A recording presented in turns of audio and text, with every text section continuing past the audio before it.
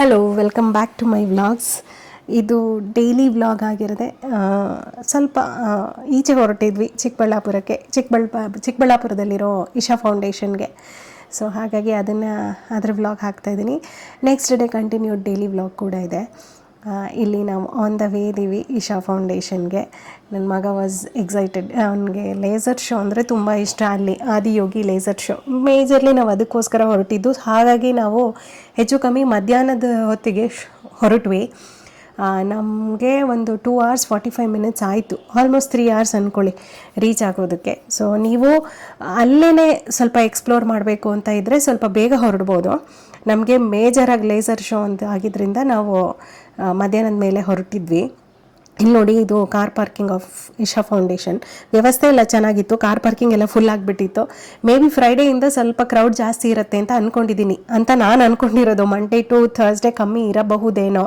Weekend crowd obviously ಸ್ವಲ್ಪ ಜಾಸ್ತಿ ಇರುತ್ತಲ್ವ, ಹಾಗಾಗಿ ಇಲ್ಲಿ ತುಂಬ ಕ್ರೌಡ್ ಇತ್ತು. ಮೇನ್ ಅಟ್ರಾಕ್ಷನ್ ಇಲ್ಲಿ ನಿಮ್ಗೆ ಇವಾಗ ಸದ್ಯಕ್ಕೆ ಆದಿಯೋಗಿನೇ. ಬಿಕಾಸ್ ಕೊಯಂಬತ್ತೂರಲ್ಲಿ ಕಂಪ್ಲೀಟಾಗಿ ಎಸ್ಟಾಬ್ಲಿಷ್ ಆಗಿದೆ ಎಲ್ಲದೂ. ಬೆಂಗಳೂರಲ್ಲಿ ಒಂದೊಂದೇ ಎಸ್ಟಾಬ್ಲಿಷ್ ಮಾಡ್ತಾ ಇದ್ದಾರೆ ಇವಾಗ. ಇದು ಗೋಶಾಲೆ ಎಸ್ಟಾಬ್ಲಿಷ್ ಆಗಿದೆ. ಇಲ್ಲಿ ನೋಡಿ, ನಮ್ಮ ದೇಸಿ ತಳಿ ದನಗಳು, ಬೇರೆ ಬೇರೆ ಕಡೆ ದನಗಳನ್ನೆಲ್ಲ ಇಟ್ಟಿದ್ದಾರೆ. ಅದು ಬೋರ್ಡು ಹಾಕಿದ್ದಾರೆ ಆಯಿತಾ, ಡೀಟೇಲ್ಸ್ ಎಲ್ಲ ಇದೆ. ಆಮೇಲೆ ಒಂದು ಬ್ಯೂಟಿಫುಲ್ ಆಗಿರೋ ನಾಗ ಸ್ಟ್ಯಾಚು ಇದೆ. ನಾಗರ ಪಂಚಮಿ ತುಂಬ ಬ್ಯೂಟಿಫುಲ್ಲಾಗಿ ಸೆಲೆಬ್ರೇಟ್ ಮಾಡ್ತಾರೆ. ಲಾಸ್ಟ್ ಇಯರ್ ನಾಗರ ಪಂಚಮಿ ದಿನವೇ ನಾವು ಬಂದಿದ್ವಿ. ಈ ಸತಿನೂ ಹಾಗೆ ದೊಡ್ಡ ದೊಡ್ಡ ಬೋರ್ಡೆಲ್ಲ ಹಾಕಿದ್ರು, ನಾಗರ ಪಂಚಮಿ ದಿನ ವಿಶೇಷ ಪೂಜೆ ಇದೆ ಅನ್ನೋ ಥರ. ಸೊ ನೀವು ಇಲ್ಲೆಲ್ಲ ಎಕ್ಸ್ಪ್ಲೋರ್ ಮಾಡಬೇಕು ಅಂದರೆ ಸಂಜೆ ಟೈಮಿಗೆ ಬರೋಕ್ಕೆ ಹೋಗಬೇಡಿ. ಟ್ರಾವೆಲೇ 2.5 hours ಆಗುತ್ತೆ. ಸ್ವಲ್ಪ ಬೇಗ ಹೊರಟು ಬರಬೇಕು. ನಾವಿಲ್ಲಿ ಲೇಸರ್ ಶೋಗೆ ಎಕ್ಸಾಕ್ಟಾಗಿ ಬಂದಿದ್ವಿ. ಸೊ ಬಂದು ಇಲ್ಲಿ ಕೂತ್ವಿ. ಇಲ್ಲಿ ನೋಡಿ, ಲೇಸರ್ ಶೋನು ಶುರುವಾಗೋಯ್ತು. ನಾನು ತುಂಬ ಕ್ಯಾಪ್ಚರ್ ಮಾಡೋಕ್ಕೆ ಹೋಗಿಲ್ಲ. ಇದು ಏನಂದರೆ ತುಂಬ ಬ್ಯೂಟಿಫುಲ್ಲಾಗಿ ಕಾಣೋದು. ಅಲ್ಲೇ ಲೈವಲ್ಲಿ ನೋಡ್ಬೇಕು ನೀವು. ಆ ದೊಡ್ಡ ಆದಿಯೋಗಿ ಸ್ಟ್ರಕ್ಚರು, ಅಲ್ಲಿ ಲೇಸರ್ ಶೋ ನೋಡೋಕ್ಕೆ ತುಂಬ ಬ್ಯೂಟಿಫುಲ್ ಆಗಿರುತ್ತೆ. ರೆಕಾರ್ಡ್ ಸುಮ್ಮನೆ ಒಂದು ಗ್ಲಿಮ್ಸ್ ಅಂತ ಒಂದು ಚೂರು ಮಾಡಿಕೊಂಡೆ ಅಷ್ಟೇ. ಮತ್ತೇನಾಗುತ್ತೆ, ಲೇಸರ್ ಶೋ ಮುಗಿಯೋಷ್ಟೊತ್ತಿಗೆ ಕ್ರೌಡು ಚಕ್ಕಂತ ವಾಪಸ್ ಹೊರಡೋಕ್ಕೆ ಶುರುವಾಗ್ಬಿಡುತ್ತೆ. ಲಾಸ್ಟ್ ಟೈಮ್ ಏನಾಯಿತು, ನಾವು ಹಿಂಗೆ ಪಾರ್ಕಿಂಗಲ್ಲೇ ಅರ್ಧ ಗಂಟೆ ಕೂತಿದ್ವಿ, ಕಾರ್ ಮೂವೇ ಆಗಲಿಲ್ಲ. ಅದಕ್ಕೆ ಈ ಸತಿ ಊಟ ಮುಗಿಸ್ಕೊಂಡು ಹೊರಟ್ಬಿಡೋಣ, ಅರ್ಧ ಗಂಟೆ ಕಾರಲ್ಲಿ ಕೂತ್ಕೊಳ್ಳೋದ್ರ ಬದಲು ಊಟನೂ ಮುಗಿದೋಗುತ್ತೆ ಅಂತ ಅಂದ್ಕೊಂಡ್ವಿ. ಅಫ್ಕೋರ್ಸ್ ಒಂದು 15 minutes ಕಾಯಬೇಕಾಗಿ ಬಂತು ಕ್ಯೂನಲ್ಲಿ, ಬಟ್ ಇಟ್ಸ್ ಓಕೆ. ನಾವೇನು ಮಾಡಿದ್ವಿ, ಇಶಾ ಲೈಫ್ ಅಂತ ಇದೆ, ಅಲ್ಲಿ ಶಾಪಿಂಗ್ ಮಾಡ್ಬೋದು. ನಂಗೆ ಇಲ್ಲಿದ್ದು ಟೂತ್ ಪೌಡರ್ ಎಲ್ಲ ತುಂಬ ಚೆನ್ನಾಗಾಗುತ್ತೆ. ಸೊ ಹಾಗೆ ಒಂದೆರಡು ಐಟಮ್ ತೊಗೊಂಡು ಬಂದು ಊಟ ಮುಗಿಸ್ಕೊಂಡು ಹೋದ್ವಿ. ಫುಡ್ಡೂ ರೀಸ್ನಬಲ್ ಆಗಿತ್ತು. ನಾವು 2 lemon rice, 1 dosa, 2 juice plus 1 ice cream ಏನೋ ತೊಗೊಂಡಿರೋದು. ಇಷ್ಟಕ್ಕೂ 500 and odd ಆಯಿತು ಅಷ್ಟೇ. ಸೊ ಊಟನೂ ರೀಸ್ನಬಲ್ ಆಗಿತ್ತು. ಎಲ್ಲ ಮುಗಿಸ್ಕೊಂಡು ಪಾರ್ಕಿಂಗ್ ಕಡೆ ಹೊರಡ್ತಾ ಇದ್ವಿ. ಇಲ್ಲಿ ನೋಡಿ, ಪಾರ್ಕಿಂಗು ಆಲ್ಮೋಸ್ಟ್ ಎಲ್ಲ ಖಾಲಿ ಆಗಿಬಿಟ್ಟಿತ್ತು ಆಯಿತಾ. ಸೊ ಇವಾಗ ನಮ್ಗೆ ಯಾವ ಥರ ಟ್ರಾಫಿಕ್ಕು ಸಿಕ್ಕಿಲ್ಲ, ಏನೂ ಇಲ್ಲ. ಆರಾಮಾಗಿ ಕಾರಲ್ಲಿ ಹೊರಟ್ಬಿಟ್ಟು ಒಂದು 2.5 hours 2 hours 45 minutes ಮನೆಗೆ ರೀಚ್ ಆದ್ವಿ. ಸೊ ಇನ್ ಕೇಸ್ ನೀವು ಈ ಥರ ಪ್ಲ್ಯಾನ್ ಮಾಡಿಕೊಂಡ್ರೆ ಹೀಗೆ ಮಾಡ್ಬೋದು. ಊಟ ಮುಗಿಸ್ಕೊಂಡು ಹೊರಟ್ರೆ ಕ್ರೌಡ್ ಕಮ್ಮಿ ಆಗಿರುತ್ತೆ. ಮಾರ್ನಿಂಗಿಂದ ವ್ಲಾಗ್ ಕಂಟಿನ್ಯೂ ಮಾಡ್ತಾಯಿದ್ದೀನಿ. ರಾತ್ರಿ ಬರಬೇಕಾದ್ರೆ 12 ಗಂಟೆ ಮೇಲೆ ಆಗೋಯಿತು. ಆಮೇಲೆ ಬೆಳಿಗ್ಗೆ ಇವಾಗ ಎದ್ದು ಬಿಸಿನೀರು ಕುಡಿತಾ ಇದ್ದೀನಿ. ಎಲ್ಲ ಹೇಳೋಕ್ಕೂ ಮುಂಚೆ ಹೈಬಿಸ್ಕಸ್ ಟೀ ರೆಡಿ ಮಾಡಿಡಬೇಕು. ಯಾಕಂದರೆ ನನ್ನ ಮಗ ತುಂಬ ಲೇಟಾಗೇನೂ ಹೇಳಲ್ಲ ರಜೆ ಇದ್ದಾಗ. ಇವಾಗ ವೀಕೆಂಡು, ಸೊ ರಜೆ ಇದ್ದರೆ ಒಂದು 7-7:30 ಒಳಗೆ ಎದ್ದು ಬಿಡ್ತಾನೆ. ಸೊ ಹೈಬಿಸ್ಕಸ್ ಟೀ ರೆಡಿ ಮಾಡಿಡಬೇಕು. ಮತ್ತು ಬೆಳಗಿನ ತಿಂಡಿಗೆ ಇವತ್ತು ಸೋರೆಕಾಯಿ ಇಡ್ಲಿ ಮಾಡೋಣ ಅಂದ್ಕೊಂಡಿದ್ದೀನಿ, ಮಾಡಬೇಕು. ಹೈಬಿಸ್ಕಸ್ ಟೀ ಮಾಡ್ಕೊಳ್ಳೋದು ತುಂಬ ಈಸಿ. ನೀರು ಕುದಿಯೋಕೆ ಇಡೋದು, ದಾಸವಾಳದ ಹೂವು ಹಾಕ್ಕೊಳ್ಳೋದು, ಚೆನ್ನಾಗಿ ಕುದಿಸೋದು ಕಲರ್ ಬಿಡೋಲ್ಲವರೆಗೂ. ಟೇಸ್ಟ್ ಎನ್ಹ್ಯಾನ್ಸ್ ಮಾಡೋಕ್ಕೆ ಒಂಚೂರು ಏಲಕ್ಕಿ ಪುಡಿ ಅಷ್ಟೇ. ಈ ಕಲರ್ ಚೆನ್ನಾಗಿ ಬಿಡೋಲ್ಲವರೆಗೂ ಕುದಿಸ್ಕೊಂಡ್ರೆ ಆಯಿತು ಅಷ್ಟೇ. ತುಂಬ ಸಿಂಪಲ್ಲು ಮತ್ತು ತುಂಬ ಹೆಲ್ದಿ. ಇದನ್ನು ಬ್ಲಡ್ಡು, ಹಾರ್ಟ್, ಮೈಂಡ್ಗೆ ಸೂಪರ್ ಫುಡ್ ಅಂತಾರೆ. ಬ್ಲಡ್ ಪ್ಯೂರಿಫೈ ಮಾಡುತ್ತೆ, ಕೂಲಿಂಗ್ ಪ್ರಾಪರ್ಟಿ ಇದೆ. ನೀವು ಸಮ್ಮರಲ್ಲಿ ಚೆನ್ನಾಗಿ ಕುಡಿಬೋದು. ಆಮೇಲೆ ಸ್ಕಿನ್ ಕಾಂಪ್ಲೆಕ್ಷನ್ಗೂ ಒಳ್ಳೆಯದು, ಹೇರ್ ಗ್ರೋತ್ಗೆ ಎಲ್ಲರಿಗೂ ಗೊತ್ತಿದೆ ಒಳ್ಳೆಯದು. ಸೊ ಹಾಗಾಗಿ ತುಂಬ ಹೆಲ್ದಿ, ತುಂಬ ಈಸಿಯಾಗಿ ಮಾಡ್ಕೋಬೋದು ಕೂಡ. ಇದಿಲ್ಲಿ ಕುದೀತಾ ಇದೆ ಹೈಬಿಸ್ಕಸ್ ಟೀ. ಏನಂದರೆ ನಿಮಗೆ ಇನ್ ಕೇಸ್ ದಾಸವಾಳದ ಹೂ ಮನೆ ಹತ್ರನೇ ಸಿಗುತ್ತೆ ಅಂದರೆ ಅದೇ ಬೆಸ್ಟ್ ಆಯಿತಾ. ಅದಕ್ಕಿಂತ ಒಳ್ಳೆಯದು ಅಂತ ಇನ್ನೊಂದಿಲ್ಲ. ಹೊರಗಡೆಯಿಂದ ನೀವು ಎಷ್ಟೇ ತರಿಸ್ಕೊಂಡ್ರೂ ಸ್ವಲ್ಪ ಪ್ರಾಸೆಸ್ಡ್ ಆಗಿರುತ್ತೆ. ಯಾಕೆ ಅಂದರೆ ಇವಾಗೆಲ್ಲ ಡ್ರೈಡ್ ತೊಗೊಂಡ್ರೂ ಇದಂತೆ ಏನಪ್ಪ ಕೆಮಿಕಲ್ ಹಾಕಿ ಡ್ರೈ ಮಾಡೋದಿರುತ್ತಂತೆ. ನಾನೇನು ಮಾಡಿದೆ ಅಂದರೆ ಹುಡುಕಿ ನನಗಿದು ಯಾವುದೋ ಸನ್ ಡ್ರೈಡ್ ಅಂತ ಸಿಕ್ತು. So at least sun dried is better than chemical ಹಾಕಿ ಡ್ರೈ ಮಾಡಿರೋದು ಅಂತ ಹೇಳಿಬಿಟ್ಟು ನಾನು ಇದನ್ನು ತೊಗೊಂಡೆ. ಇದು ನನಗೆ ಇದ್ರ ಜೊತೆ ಇನ್ನೂ 2-3 ತೊಗೊಂಡಿದ್ದೀನಿ ಆಯಿತಾ. ಆನ್ಲೈನಲ್ಲಿ ನಿಮಗೆ ಸಿಗುತ್ತೆ. ಆದಷ್ಟು ಸನ್ರೈಡ್ ನೋಡಿ ಇನ್ ಕೇಸ್ ನೀವು ಮಾಡೋ ಹಾಗಿದ್ದರೆ. ಇದು ಹೈಬಿಸ್ಕಸ್ ಟೀಯಿಂದ ತುಂಬ ಬೆನಿಫಿಟ್ಸ್ ಇದೆ. ಬ್ಲಡ್ ಪ್ಯೂರಿಫೈ ಮಾಡುತ್ತೆ, ಹಾಗೆ ಸುಮಾರಷ್ಟು ಬೆನಿಫಿಟ್ಸ್ ಇದೆ. ಸೊ ಹಾಗಾಗಿ ಬೆಳಿಗ್ಗೆ ಎದ್ದ ತಕ್ಷಣ ಫಸ್ಟ್ ಕಾಫಿ ಟೀ ಕುಡಿಯೋದಕ್ಕಿಂತ ಈ ಥರದ್ದು ಏನಾದರೂ ಕುಡಿದ್ರೆ ಒಳ್ಳೆಯದು. ನಂಗೆ ಮುಂಚೆ ಹೆಂಗಿತ್ತು ಅಂದರೆ ಎದ್ದ ತಕ್ಷಣ ಟೀನೇ ಬೇಕು ಅಂತ. ಈಗೊಂದು 4-5 ವರ್ಷ ಆಯಿತು ರೂಢಿಯಾಗಿದೆ. ಬೆಳಿಗ್ಗೆ ಎದ್ದ ತಕ್ಷಣ ಕಾಫಿ ಟೀ ಬೇಕು ಅಂತ ಅನ್ಸೋದೇ ಇಲ್ಲ. ಇಂಥದ್ದು ಏನಾದರೂ ಒಂದು ಮಾಡ್ಕೊಂಡು ಕುಡಿಯೋದು. ಅಮೃತ ಬಳ್ಳಿ ಕಷಾಯ, ಹೈಬಿಸ್ಕಸ್ ಟೀ, ಇಲ್ಲಾಂದರೆ ಇದು ಬರುತ್ತಲ್ಲ ಏನಪ್ಪ ಪೇರಳೆ ಅಂತೀವಿ ನಾವು, ಚೇಪೆಕಾಯಿದು ಎಲೆ ಇರುತ್ತಲ್ಲ ಅದರದ್ದು ಮಾಡಿದ್ರಂತೂ ಅದು ಆ್ಯಂಟಿ ಕ್ಯಾನ್ಸರ್ ಅಂತ ಹೇಳ್ತಾರೆ, ಆ್ಯಂಟಿ ಕ್ಯಾನ್ಸರಸ್ ಗುಣಗಳು ಹೊಂದಿದೆ ಅಂತ. ಸೊ ಹೀಗೆ ಯಾವುದಾದ್ರೂ ಮಾಡ್ತೀವಿ. ಹಾಗಂತ ಕಾಫಿ ಟೀ ಕುಡಿಯೋದೇ ಇಲ್ಲ ಅಂತ ಡೆಫಿನೆಟ್ಲಿ ಅಲ್ಲ. ನನಗೆ ಕಾಫಿ ಟೀ ತುಂಬ ಇಷ್ಟ, ಸೊ ಕುಡಿತಾನೆ ಇರ್ತೀವಿ, ಇಲ್ಲ ಅಂತಲ್ಲ. ಆದರೆ ಏನಾಗಿದೆ ಅಂದರೆ ಮುಂಚೆ ಡೈಲಿ ಬೇಕೇ ಆಗಿತ್ತು. ಇವಾಗ ವಾರದಲ್ಲಿ ಒಂದು 2-3 ದಿನ ಕುಡಿತಾ ಇದ್ದೀನಿ. ಸ್ಲೋಲಿ ಅದು ವೀಕೆಂಡಿಗೆ ಮಾತ್ರ ಬರಬೇಕು. ಆಮೇಲೆ ನಮ್ಗೆ ಆ ಅಡಿಕ್ಷನ್ನೇ ಹೊರಟೋಗ್ಬೇಕು. ಎಲ್ಲರೂ ಈಚೆ ಹೋದಾಗ ಕುಡಿಯೋದು, ಇಲ್ಲ ಆದರೆ ಯಾರು ಗೆಸ್ಟ್ ಬಂದಾಗ ಕುಡಿಯೋದು, ಆ ಲೆವೆಲಿಗೆ ಬರಬೇಕು. ಅದು ಯಾವಾಗ ಆಗುತ್ತೋ ಗೊತ್ತಿಲ್ಲ. ಬಟ್ ಇವಾಗ ಸದ್ಯಕ್ಕೆ ವಾರದಲ್ಲಿ 2-3 ದಿನ ಕುಡಿತಾ ಇದ್ದೀವಿ. ಹಾಗಂತ ಬೆಳಗ್ಗೆ ಎದ್ದ ತಕ್ಷಣ ಅಂತೂ ಕುಡಿಯಲ್ಲ. ಫಸ್ಟ್ ನಮ್ಮ ಹೊಟ್ಟೆಗೆ ಯಾವುದಾದ್ರೂ ಒಳ್ಳೇದು ಹಾಕ್ಕೊಂಡು ಆಮೇಲೆ ಕಾಫಿ ಟೀ ಕುಡಿಯೋದು ಅಂದರೆ ಒಳ್ಳೆಯದು ಅಂತಲ್ಲ, better option than drinking in the morning, early morning.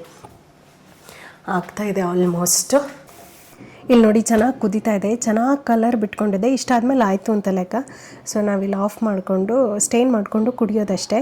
ನಿಮಗೆ ಸ್ವೀಟ್ನರ್ ಬೇಕು ಅಂದರೆ ಜೇನುತುಪ್ಪ ಹಾಕೋಬೋದು. ಆದರೆ ಜೇನುತುಪ್ಪ ಕುಡಿಯೋಂಗಿದ್ರೆ ಸ್ವಲ್ಪ ಕೂಲ್ ಆಗಬೇಕು, ವಾರ್ಮ್ ಆಗೋಲ್ಲವರೆಗೂ ಕಾಯಿರಿ. ಬಿಸಿಗೆ ಜೇನುತುಪ್ಪ ಹಾಕ್ಕೊಳ್ಳೇಬಾರ್ದು. It's not at all good for health. ರೆಡಿಯಾಗಿದೆ. ಇಲ್ಲಿ ನೋಡಿ ಕಲರ್ ತುಂಬ ಚೆನ್ನಾಗಿ ಕಾಣುತ್ತೆ ಆ್ಯಕ್ಚುಲಿ. ಇದು ಮಕ್ಕಳು ಕಲರ್ ನೋಡಾದರೂ ಕುಡ್ಕೋತಾರೆ. ನನ್ನ ಮಗ ಇಷ್ಟಪಟ್ಟೆ ಕುಡಿತಾನೆ. ಅಂದರೆ ಅವನಿಗೆ ನಾನು ಜೇನುತುಪ್ಪ ಹಾಕ್ಕೊಡ್ತೀನಿ. ನಾವೇನು ಸ್ವೀಟ್ನರ್ ಹಾಕ್ಕೊಂಡಿಲ್ಲ, ಯಾಕಂದರೆ ಬಿಸಿಗೆ ಜೇನುತುಪ್ಪ ಹಾಕ್ಕೊಳ್ಳೇಬಾರ್ದು ಅಂತ ಹೇಳ್ತಾರೆ. ತುಂಬ ಬಿಸಿಗೆ, ತುಂಬ ಕೋಲ್ಡ್ಗೆ ಈ ಥರ. ನಾನು ಅವನಿಗೆ ಮಾತ್ರ ಹೆಂಗೆ ಮಕ್ಕಳು ಇಷ್ಟು ಬಿಸಿ ಕುಡಿಯಲ್ವಲ್ಲ, ಅವನಿಗೆ ವಾಮ್ ಅಥವಾ ಸುಮಾರು ತಣ್ಣಗಾದ ಮೇಲೆ ಅವ್ನಿಗೊಂಚೂರು ಹನಿ ಹಾಕಿ ಕೊಡ್ತೀನಿ ಆಯಿತಾ. ಇನ್ನು ಜಾಸ್ತಿ ಏನಕ್ಕೆ ಮಾಡ್ಕೊಂಡಿದ್ದೀನಿ ನಾನಂದರೆ, ಇದನ್ನು ಕೂಲ್ ಆದಮೇಲೆ ಜ್ಯೂಸ್ ಥರ ಕುಡಿತಾರೆ. ಸೊ ಇದನ್ನು ಕಷಾಯ ಥರನಾದರೂ ಕುಡಿಬೋದು, ಅಂದರೆ ಹರ್ಬಲ್ ಟೀ ಥರ ಕುಡಿಬೋದು, ಇಲ್ಲಾಂದರೆ ಜ್ಯೂಸ್ ಥರನೂ ಕುಡ್ಬೋದು. ತೀರಾ ತಣ್ಣಗಾದಮೇಲೆ ನಾವು ಯಾವಾಗ ಕುಡಿದ್ರೂ ಅದಕ್ಕೆ ಹನಿ ಹಾಕಿಬಿಟ್ಟೆ ಕುಡಿತೀವಿ. ಚೆನ್ನಾಗಿರುತ್ತೆ, ತುಂಬ ಟೇಸ್ಟ್ ಚೆನ್ನಾಗಿರುತ್ತೆ ನೀವು ಸ್ವೀಟ್ನರ್ ಹಾಕ್ಕೊಂಡಾಗ. ಅದೇ ಬೆಳಿಗ್ಗೆ ಬೇಗನೆ ಫಸ್ಟ್ ಎದ್ದ ತಕ್ಷಣ ಏನಕ್ಕೆ ಸ್ವೀಟ್ ಹೊಟ್ಟೆಗೆ ಹಾಕ್ಕೊಳ್ಳೋದು ಅಂತ ಹೇಳಿಬಿಟ್ಟು ಬೆಳಿಗ್ಗೆ ಕುಡಿಬೇಕಾದ್ರೆ ನಾವು ಏನೂ ಸ್ವೀಟ್ನರ್ ಹಾಕ್ಕೊಳ್ಳಲ್ಲ. ಬೆಳಿಗ್ಗೆ ಬಾಲ್ಕನಿಯಲ್ಲಿ ನಿಂತ್ಕೊಂಡ್ರೆ ತಣ್ಣಗಿರುತ್ತೆ. ಸೊ ಇಲ್ಲೇ ನಿಂತ್ಕೊಂಡು ಕುಡಿತೀವಿ ಜನರಲಿ. ಇಲ್ಲಂಗೆ ಚೇರೆಲ್ಲ ಇಡೋಕ್ಕೆ ಸ್ವಲ್ಪ ಭಯ. ಮಕ್ಕಳಿರ್ತಾರೆ ಬಾಲ್ಕನಿನಲ್ಲಿ, ಸುಮ್ಮನೆ ಚೇರ್ಗಿರ್ ಹತ್ಬಿಟ್ರೆ ಅಂತ ತುಂಬ ಭಯ. ಅದಕ್ಕೋಸ್ಕರ ಇಲ್ಲಿ ಇದು ತಣ್ಣಗಾಗಿದೆ. ನನ್ನ ಮಗನೂ ಇದ್ದಿದ್ದಾನೆ, ಅವನಿಗೆ ರೆಡಿ ಮಾಡ್ತಾಯಿದ್ದೀನಿ. 1.5 ಸ್ಪೂನಷ್ಟು ಹಾಕಿದ್ದೀನಿ ಹನಿ. ನಾನು ಅವನು ಇನ್ನೂ ಜಾಸ್ತಿ ಹಾಕು ಅಂತಾನೆ. ಇದು ಹೀಟ್ ಅಲ್ವಾ, ತುಂಬ ಜಾಸ್ತಿ ಹಾಕೋಕ್ಕೂ ಭಯ, ಹಾಗಾಗಿ 1.5 ಸ್ಪೂನ್ ಹಾಕಿದ್ದೀನಿ.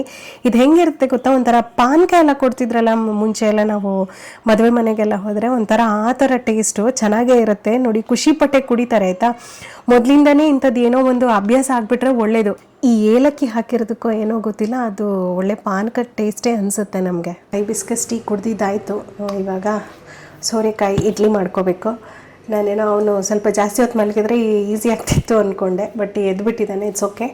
ಇವಾಗ ಸೋರೆಕಾಯಿ ಇಡ್ಲಿ ಮಾಡಿಕೊಂಡು ಅದಕ್ಕೆ ಕಾಯಿ ಚಟ್ನಿ ಮಾಡ್ಕೋತೀನಿ ಅಷ್ಟೇ. ನಾನಿಲ್ಲಿ ಹೆಚ್ಚು ಕಡಿಮೆ 1 ಬೌಲಷ್ಟು ಅಕ್ಕಿ ತರಿ ತೊಗೊಂಡಿದ್ದೀನಿ. ಅದನ್ನು ಜಸ್ಟ್ ನೀಟಾಗಿ ವಾಶ್ ಮಾಡಿ ಇಟ್ಕೊಳ್ಳೋದು ಫಸ್ಟು. ಆಮೇಲೆ ಇಲ್ಲಿ ಸೋರೆಕಾಯಿ ತೊಗೊಂಡಿದ್ದೀನಿ. ಸೋರೆಕಾಯಿ ನಾವು 3 ಜನ, ಅರ್ಧ ಸಾಕಾಗುತ್ತೆ. ಪೀಲ್ ಮಾಡಿಕೊಂಡು ನೀಟಾಗಿ ತುರ್ಕೊಳ್ಳೋದು ಆಯಿತಾ. ಇದು ಹೇಗೆ ಅಂದರೆ ತುಂಬ ಎಳೆಯದಿತ್ತು, ಹಾಗಾಗಿ ನಾನು ಬೀಜ ಎಲ್ಲ ಏನೂ ಡಿಸ್ಕಾರ್ಡ್ ಮಾಡಿಲ್ಲ, ಹಾಗೆ ತುರ್ಕೊಂಡಿದ್ದೀನಿ. ನೀವು ಸ್ವಲ್ಪ ಬಲ್ತಿದ್ದಿದೆ ಅಂದರೆ ಬೀಜ ಹಾಕ್ಕೊಳಕ್ಕೆ ಹೋಗ್ಬೇಡಿ, ಮಧ್ಯದ ಪಾಟು ತೆಕ್ಕೊಂಬಿಡಿ ಆಯಿತಾ. ಇಷ್ಟು ತೊಗೊಂಡಿದ್ದೀನಿ. ಇಲ್ಲಿ ಅಕ್ಕಿ ತರಿನೂ ವಾಶ್ ಮಾಡಿ ಇಟ್ಕೊಂಡಿದ್ದೆ. ಅದಕ್ಕೆ ಇವಾಗ ಸೋರೆಕಾಯಿ ಏನು ತುರಿದಿದ್ದೀವಲ್ಲ ಅದನ್ನು ಹಾಕ್ಕೊಂಡು ಚೆನ್ನಾಗಿ ಕಲಸಿ ಇಟ್ಕೊಳ್ಳಿ, ಓಕೆನಾ. ಅದಾದ್ರ ಮೇಲೆ ನೋಡಿ, ಇದು ಹೈ ಫೈಬರ್ ಆದ್ರೂ ಪ್ರೋಟೀನ್ ಇಲ್ಲ ಇದರಲ್ಲಿ. ಅದಕ್ಕೆ ನಾನೇನು ಮಾಡಿಕೊಂಡೆ, ಒಂದು ಚಿಕ್ಕ ಬೌಲಲ್ಲಿ ಸ್ವಲ್ಪ ಎಳ್ಳು ತೊಗೊಂಡೆ ಆಯಿತಾ. ಎಳ್ಳು ಆರೋಗ್ಯಕ್ಕೂ ತುಂಬ ಒಳ್ಳೆಯದು, ಹಾಗಾಗಿ ಎಳ್ಳು ಹಾಕ್ಕೊಂಡೆ. ನೀವು ಎಳ್ಳಿಲ್ಲ ಅಂದರೆ ನೀವೇನು ಮಾಡ್ಬೋದು ಅಂತ ಹೇಳಿದ್ರೆ, ಇದು ಹೆಸರು ಬೇಳೆ ಇರುತ್ತಲ್ಲ, ಸ್ವಲ್ಪ ಒಂದು 2 ಗಂಟೆಗಳ ಮುಂಚೆ ನೆನೆಸಿಟ್ಟು ಅದನ್ನು ಕೂಡ ಹಾಕ್ಕೋಬೋದು. ಇದು ನಿಮ್ಗೆ ಯಾವುದು ಬೆಟರ್ ಅನ್ಸುತ್ತೋ ಅದು ಹಾಕ್ಕೋಬೋದು. ನಾವು ಹೆಸರು ಬೇಳೆ ಆದರೂ ಯಾವಾಗಲೂ ಯೂಸ್ ಮಾಡ್ತಾ ಇರ್ತೀವಿ, ಎಳ್ಳು ಎಲ್ಲಿ ಯೂಸ್ ಮಾಡೋದು ಗೊತ್ತಾಗಲ್ಲ ಒಂದ್ಸತಿ. ಉಂಡೆ ಅಂದರೆ ಮತ್ತೆ ಸ್ವೀಟೇ ಆಗುತ್ತೆ ಅಂದ್ಬಿಟ್ಟು ಎಲ್ಲೆಲ್ಲಿ ಸಾಧ್ಯನೋ ಇಲ್ಲೆಲ್ಲ ಹಾಕ್ಕೋತೀನಿ.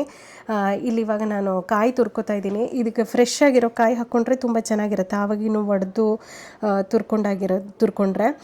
ಇದನ್ನು ಮತ್ತು ಇದು ಅಷ್ಟೇ ಒಂದು ಅರ್ಧ ಮುಕ್ಕಾಲು ಬೌಲಷ್ಟು ಒಂದು ಕಾಯಿ ತುರಿ ಹಾಕ್ಕೊಂಡು ಆಮೇಲೆ ರುಚಿಗೆ ತಕ್ಕಷ್ಟು ಉಪ್ಪು ಹಾಕ್ಕೊಂಡು ಕಲಿಸ್ಕೊಳ್ಳೋದು, ಆಯಿತಾ. ಇವಾಗ ಕಲಿಸ್ಕೊಂಡಾಗ ನೋಡಿ ನಿಮಗೆ ಸ್ವಲ್ಪ ಡ್ರೈ ಅನಿಸುತ್ತೆ, ಆಯಿತಾ. ಸೊ ಡ್ರೈ ಅನಿಸಿದ್ರೆ ನಿಮ್ಗೆ ಎಷ್ಟು ಬೇಕೋ ಅಷ್ಟೊಂಚೂರು ನೀರು ಹಾಕ್ಕೊಳ್ಳಿ, ತುಂಬ ನೀರು ಮಾಡಬೇಡಿ. ಸೋರೆಕಾಯಿಯಲ್ಲೂ ಅದರಲ್ಲಿ ನೀರಿನ ಅಂಶ ಇರುತ್ತಲ್ಲ, ಸ್ವಲ್ಪ ನೀರು ಹಾಕ್ಕೊಂಡು ಕಲಿಸ್ಕೊಳ್ಳಿ. ನಿಮ್ಗೊಂದು ಅಂದಾಜು ಆಗುತ್ತೆ ಮಾಡ್ತಾ. ಇಷ್ಟು ಕಲಿಸ್ಕೊಂಡ್ಮೇಲೆ ಮಾಮೂಲಿ ಇಡ್ಲಿನ ಏನು ಸ್ಟೀಮ್ ಮಾಡ್ಕೋತೀವಲ್ಲ ಅದೇ ಥರನೇ ಸ್ಟೀಮ್ ಮಾಡ್ಕೊಳ್ಳೋದು ಅಷ್ಟೇ. ಸಿಂಪಲ್ಲಾಗಿದೆ. ಇದರಲ್ಲಿ ಇವಾಗ ಏನು ಬ್ಯಾಲೆನ್ಸ್ಡ್ ಮೀಲ್ ಅಂತ ಹೇಳ್ಬೋದು. ಆಫ್ಕೋರ್ಸ್ ಪ್ರೋಟೀನ್ ಸ್ವಲ್ಪ ಕಮ್ಮಿ ಇದೆ. ಹೆಸರು ಬೇಳೆ ನೀವು ನೆನೆ ಹಾಕ್ಕೊಂಡ್ರೆ ಇನ್ನೂ ಬೆಟರ್, ನಿಮಗೆ ಸ್ವಲ್ಪ ಜಾಸ್ತಿ ಹಾಕ್ಕೋಬೋದು. ನಾನು ಎಳ್ಳು ಹಾಕ್ಕೊಂಡಿದ್ದೀನಿ. ಇಲ್ಲಿವಾಗ ಒಂಚೂರು ಎಣ್ಣೆ ಹಾಕಿ ಸವರ್ಕೋತಾ ಇದ್ದೀನಿ ತಟ್ಟೆಗೆ. ಆಮೇಲೆ ಇದನ್ನು ಹಾಕ್ಕೊಂಡು ಸ್ಟೀಮ್ ಮಾಡ್ಕೊಳ್ಳೋದು ಅಷ್ಟೇ. ಮತ್ತು ಇದಕ್ಕೆ ನಾನು ಕಾಯಿ ಚಟ್ನಿ ಮಾಡ್ಕೋತಾ ಇದ್ದೀನಿ. ಕಾಯಿ ಚಟ್ನಿ ಅಂದರೆ ಬರೀ ಕಾಯಿ ಚಟ್ನಿ ನನಗಿಷ್ಟ ಆಗುತ್ತೆ, ಬಟ್ ಏನು ಗೊತ್ತಾ, ಇವಾಗ ಆಲ್ರೆಡಿ ಸ್ವಲ್ಪ ಪ್ರೋಟೀನ್ ಕಮ್ಮಿ ಇದೆ. ಪ್ರೋಟೀನ್ ಇಲ್ಲ ಅಂತ ಅಲ್ಲ, ಎಳ್ಳು ಹಾಕ್ಕೊಂಡಿದ್ದೀವಿ ನಾವು, ಆದ್ರೂ ಸ್ವಲ್ಪ ಕಮ್ಮಿ ಇರೋದ್ರಿಂದ ಸ್ವಲ್ಪ ಕಡಲೆಬೇಳೆ ಉದ್ದಿನಬೇಳೆ ಎಲ್ಲ ಫ್ರೈ ಮಾಡಿಕೊಂಡು ಚಟ್ನಿ ಮಾಡ್ಕೊಳ್ಳೋಣ ಅಂತ ಅಂದ್ಕೊಂಡೆ. ಒಂದು ಸ್ವಲ್ಪ ಕಡಲೆಬೇಳೆ ಒಂದು ಸ್ವಲ್ಪ ಉದ್ದಿನಬೇಳೆ ಹಾಕ್ಕೊಂಡು ಚೆನ್ನಾಗಿ ಫ್ರೈ ಮಾಡಿಕೊಂಡು ಒಂಚೂರು ಕೆಂಪಗಾಯಿತು ಅಂತ ಆದಾಗ ಒಂಚೂರು ಜೀರಿಗೆ, ಒಣಮೆಣಸು, ಆಮೇಲೆ ಮಾಮೂಲಿ ನಾವು ಏನೇನು ಚಟ್ನಿಗೆ ಹಾಕ್ತೀವಲ್ಲ ಅದನ್ನೇ ಎಲ್ಲ ಹಾಕ್ಕೊಳ್ಳೋದು. ಒಂದು ಸ್ವಲ್ಪ ತೆಂಗಿನಕಾಯಿ ತುರಿ, ನಾನು ಲಾಸ್ಟಲ್ಲಿ ಇನ್ನೊಂದು ಸ್ವಲ್ಪ ಸೇರಿಸ್ಕೊಂಡೆ ಇದಕ್ಕೆ. ಆಮೇಲೆ ಒಂಚೂರು ಹುಣಸೆ ಹಣ್ಣು ಮತ್ತು ಶುಂಠಿ ಹಾಕ್ಕೊಳ್ಳೋದು ಅಷ್ಟೇ. ತುಂಬ ಟೇಸ್ಟಿಯಾಗಿರುತ್ತೆ, ಇದೂ ತುಂಬ ಚೆನ್ನಾಗಿರುತ್ತೆ. ರುಚಿಗೆ ತಕ್ಕಷ್ಟು ಉಪ್ಪು ಹಾಕ್ಕೊಳ್ಳೋದು. ಒಂದು ಒಳ್ಳೆ ಒಗ್ಗರಣೆ, ಒಂದು ಹಿಂಗಿನ ಒಗ್ಗರಣೆ ಹಾಕ್ಕೊಂಡ್ಬಿಟ್ರೆ ಒಳ್ಳೆ ಟೇಸ್ಟು. ಇವಾಗ ಇದು ಬ್ಯಾಲೆನ್ಸ್ಡ್ ಮೀಲು ಆಯಿತು. ಸೊ ಹಾಗಾಗಿ ಬೆಳಗ್ಗೆ ಎದ್ದು ಹೈ ಫೈಬರ್ ಬ್ರೇಕ್ಫಾಸ್ಟ್ ಅಂತ ಹೇಳ್ಬೋದು. ಇದು ಅಂಬಲಿ ನಾನು ರೆಸಿಪಿ ಎಲ್ಲ ಶೇರ್ ಮಾಡಿಲ್ಲ. ಜನರಲಿ ಹೇಗೆ ಅಂದರೆ ಬೆಳಿಗ್ಗೆ ತಿಂಡಿ ತಿನ್ನೋಕ್ಕೂ ಮುಂಚೆ ಅಂಬಲಿ ಒಂಚೂರು ಕುಡ್ಕೊಂಡ್ಬಿಡ್ತೀವಿ ನಾವು, ಮಿಲ್ಲೆಟ್ ಅಂಬಲಿ. ಒಮ್ಮೊಮ್ಮೆ ರಾಗಿ ಗಂಜಿ ಮಾಡ್ಕೊಳ್ಳೋದಿರುತ್ತೆ. ಇದು ಹೆಲ್ತ್ಗೆ ತುಂಬ ಒಳ್ಳೆಯದು ಅಂತ ಹೇಳ್ತಾರೆ. ಒಂದು ಅಂಬಲಿ ಕುಡ್ಕೊಂಡು ಆಮೇಲೆ ತಿಂಡಿ ತಿನ್ನೋದು, ನಿಮ್ಮ ಡೇನ ಅಂಬಲಿ ಜೊತೆ ಸ್ಟಾರ್ಟ್ ಮಾಡೋದು ತುಂಬ ಒಳ್ಳೆಯದು ಅಂತಾರೆ. ಹಾಗಾಗಿ ಇದೊಂದು ಅಭ್ಯಾಸ ಆಗಿದೆ ಇವಾಗ. ಬೆಳಗ್ಗೆ ಫಸ್ಟು ಅಂದರೆ ಈ ಹರ್ಬಲ್ ಟೀ ಎಲ್ಲ ಆದಮೇಲೆ ಅಂಬಲಿ ಎಲ್ಲ ಕುಡ್ಕೊಂಡು ಒಂದು 10 ನಿಮಿಷ ಗ್ಯಾಪ್ ಕೊಟ್ಬಿಟ್ಟು ತಿಂಡಿ ತಿನ್ನೋದು. ಇಲ್ಲೆಲ್ಲರೂ ಫ್ರೆಶ್ ಅಪ್ ಆಗಿತ್ತು. ಸೊ ಹಾಗಾಗಿ ಎಲ್ಲರೂ ಅಂಬಲಿ ಕುಡಿದ್ವಿ. ಆಮೇಲೆ ಅಷ್ಟೊತ್ತಿಗೆ ಇದು ರೆಡಿಯಾಗಿತ್ತು ಇಡ್ಲಿ ಎಲ್ಲ. ನೋಡಿ ಈ ಥರ ಆಗುತ್ತೆ ಇಡ್ಲಿ. ನಿಮ್ಗೆ ಇವಾಗ ಸೌತೆಕಾಯಿ ಇಡ್ಲಿ ಎಲ್ಲ ಮಾಡ್ತಾರಲ್ವ, ನಿಮ್ಗೆ ಅದು ಕೆಲವ್ರಿಗೆ ಅದು ಸ್ಮೆಲ್ ಅಷ್ಟು ಇಷ್ಟ ಆಗಲ್ಲ. ನನಗೂ ಅಷ್ಟೇ, ಮುಳ್ಳು ಸೌತೆ ಹಾಕಿಬಿಟ್ರೆ ಒಂದು ಸ್ವಲ್ಪ ಅಯ್ಯೋ ಸ್ಮೆಲ್ ಇಷ್ಟ ಆಗ್ತಾಯಿಲ್ಲ ಅಂತ ಅನಿಸುತ್ತೆ. ಆ ಥರ ಇದ್ದರೆ ನೀವು ಇದು ಸೋರೆಕಾಯಿಗೆ ರಿಪ್ಲೇಸ್ ಮಾಡ್ಕೋಬೋದು, ಏನಿಲ್ಲ. ಸೌತೆಕಾಯಿ ಇಡ್ಲಿನೂ ಹೆಚ್ಚು ಕಡಿಮೆ ಇದೇ ಥರನೇ ಮಾಡ್ತಾರೆ, ಆಯಿತಾ. ಸೊ ಹಾಗಾಗಿ ಸೌತೆಕಾಯಿ ಸ್ಮೆಲ್ ಇಷ್ಟ ಆಗಿಲ್ಲ ಅಂತ ಅನ್ನೋರು ಸೋರೆಕಾಯಿ ಹಾಕ್ಕೊಂಡು ಆರಾಮಾಗಿ ಮಾಡ್ಕೋಬೋದು. ಸೊ ಇಷ್ಟೇ, ಇವತ್ತಿನ ಬ್ಲಾಗ್ನ ನಾನು ಇಲ್ಲೇ ಎಂಡ್ ಮಾಡ್ತಾಯಿದ್ದೀನಿ. Thank you so much for watching till the end.